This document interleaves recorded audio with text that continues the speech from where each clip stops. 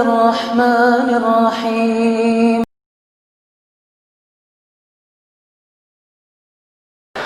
Ada sebuah ayat. Ayat ini menjadi senjata bagi kaum lelaki. Yang mungkin yang perlu saya tanya adalah ibu-ibunya. Tapi saya tanya, apa ayat itu? Angkat tangan. Yang sering mengatakan ayat itu di rumahnya, angkat tangan. Apa jemaah? Angkat tangan, bismillah. Nah, fadhal. Udah nikah? Oh, belum. Kita mau yang nikah.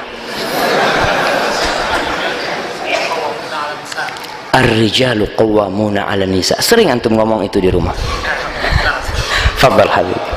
Nah.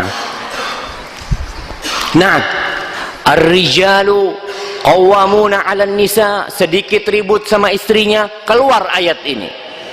Ar-rijalu qawwamuna 'alan nisa bima faddalallahu ba'dahum 'ala ba'din wa bima anfaqu min amwalihim. Lelaki-lelaki itu pemimpin, kau ini harus nurut. Masya Allah. Nah, betul ayat itu nggak salah. Ar-rijal awam, lelaki itu pemimpin. Tapi apa arti pemimpin itu? Yang pertama, pemimpin itu yang namanya qawwam dalam bahasa Arab itu adalah mereka yang melakukan pengarahan. Dia mengarahkan istrinya, kemudian dia mengayomi istrinya, dan yang ketiga dia melindungi istrinya. Jadi kalau antum merasa anak pemimpin di rumah, tolong tiga hal ini dibawa dalam kepemimpinanmu. Jangan hanya sekedar keinginannya dituruti, perintahnya dilaksanakan dan dipatuhi. Jangan. Berikan kepada istri kita yang namanya himayah, perlindungan kepada dia. Berikan kasih sayang. Dan ingat pula, memang Allah menjadikan lelaki qawwam karena Allah telah memuliakan mereka. Bima faddalallahu ba'dahum 'ala ba'din. Allah telah memberikan keutamaan kaum lelaki atas wanita. Wa bima anfaqu min amwalihim. Yang kedua, karena lelaki memberikan nafkah.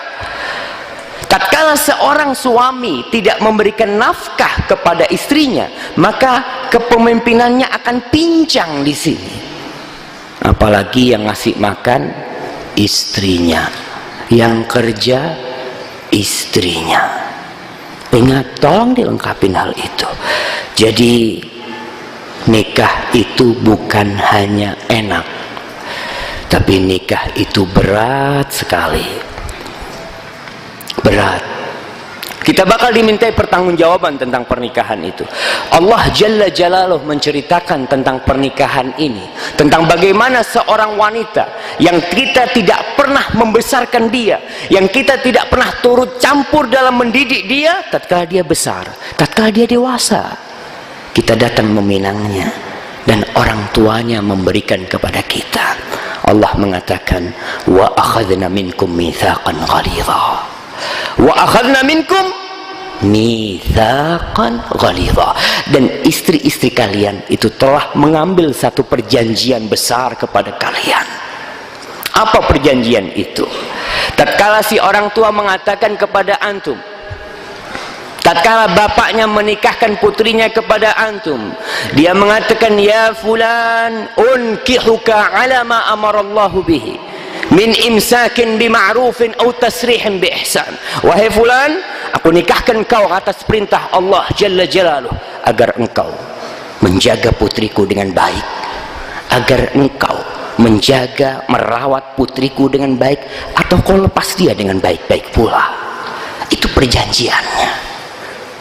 Kemudian sang ayah mengatakan, ya fulan zawwajtuka wa ankahtuka binti. Wahai fulan, aku nikahkan kau, aku kawin kau dengan putriku dengan mahar sekian. Itu perjanjian besar sekali. Bagaimana kita tidak pernah mendidik itu anak, kita bawa pulang ke rumah kita.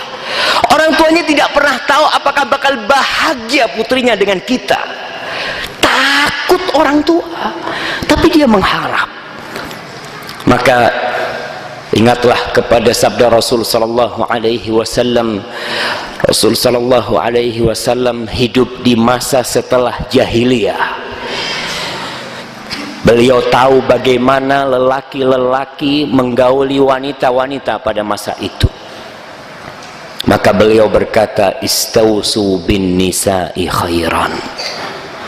Rasul mengatakan dalam hadis lain, fattaqullaha fin nisa. Jaga wasiatku kepada wanita agar kalian terus berbuat baik kepada mereka. Wanita itu istri kita, ibunda kita, adik kita, kakak kita, atau putri kita. Jaga mereka dengan baik-baik. Bertakwalah kepada Allah Jalla Jalaluh. Fa innakum akhadtumuhunna bi amanillah. Kalian mengambil mereka dengan amanat dari Allah Jalla Jalaluh. Ngambil itu anak, memindahkan itu putri dari orang tuanya ke rumah kita, itu amanat dari Allah Jalla Jalaluh. Bertakwalah kalian. Wastahlaltum furujahunna bi kalimatillah. Subhanallah, itu perempuan yang awalnya haram jadi halal karena kalimat Allah Jalla Jalaluh. Maka bertakwalah, jagalah itu wanita-wanita dengan baik.